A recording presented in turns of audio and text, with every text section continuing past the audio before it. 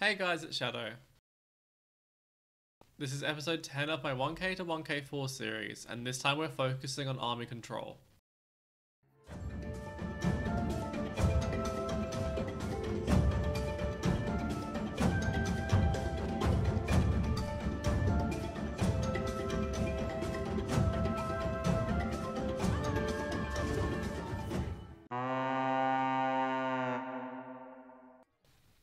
Army control refers to the unit stances, unit formations, usage of patrol, and things such as stop micro. We'll be touching on each of these topics. First off, we'll focus on the formations. The default formation is line formation. It doesn't really have any special usages that I'm aware of, but it is used as part of split micro.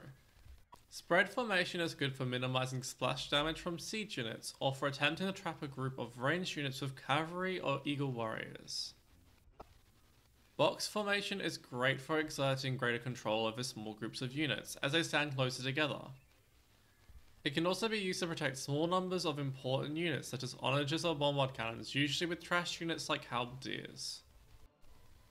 Flank formation is good for scanning the map with 2 or more scouts, as they are able to reinforce each other if an enemy is nearby, but also cover a larger portion of the map. It is also commonly used to split units, in particular ranged ones, against mangonels. These formations can be spammed simultaneously to try and minimize damage from ranged units by dodging shots. This even helps against ballistics. Now we'll look at stances. Aggressive is a default unit stance, and it is good on raiding units, especially light cavalry, which are more replaceable than gold units, or units with low line of sight such as knights. Defensive stance is good on melee units, as they're less likely to run into enemy defensive buildings or into massive units whilst you're looking away. The only major downfall of using defensive stance is when using it on units with low line of sight, such as knights or camels. They will not auto-retaliate to ranged units such as crossbows. Stand ground is good on ranged units, as they will attack regardless if a unit or a building is in range, and this makes them avoid defensive buildings. It is also good for siege units, with the exception of rams. Rams by default should normally be on aggressive stance, so that they will seek buildings to attack.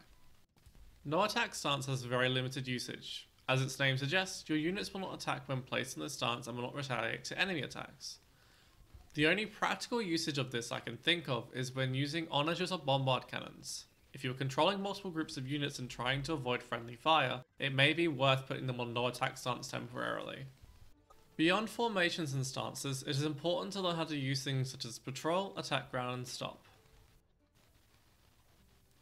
Patrolling units is generally more ideal than single targeting units most of the time. This is especially true for melee units and true for larger masses of ranged units. For melee units, this is due to each individual unit trying to find a path to attack the one unit you've selected to attack, before then reassigning themselves to the closest targets. Stop is generally used for 2 reasons. 1, to quickly stop a group of units from advancing. This is especially true if you are going into a fight and you realize you can't win it. The second reason is when you're doing stop micro with ranged units. If you can more than comfortably one-shot an opponent's unit, stop micro will reduce the number of wasted arrows. If you were to focus fire this individual unit, you may be overkilling it by a significant margin. Attack ground is generally used for mangonels, onagers, and bombard cannons.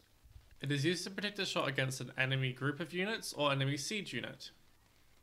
This can be devastating for your opponent if they are constantly microing their units around, but these shots can also be complete failures. So there are definitely times where targeting is more efficient than using attack ground. I highly recommend placing units in control groups, as it makes them far easier to find after looking back at your economy.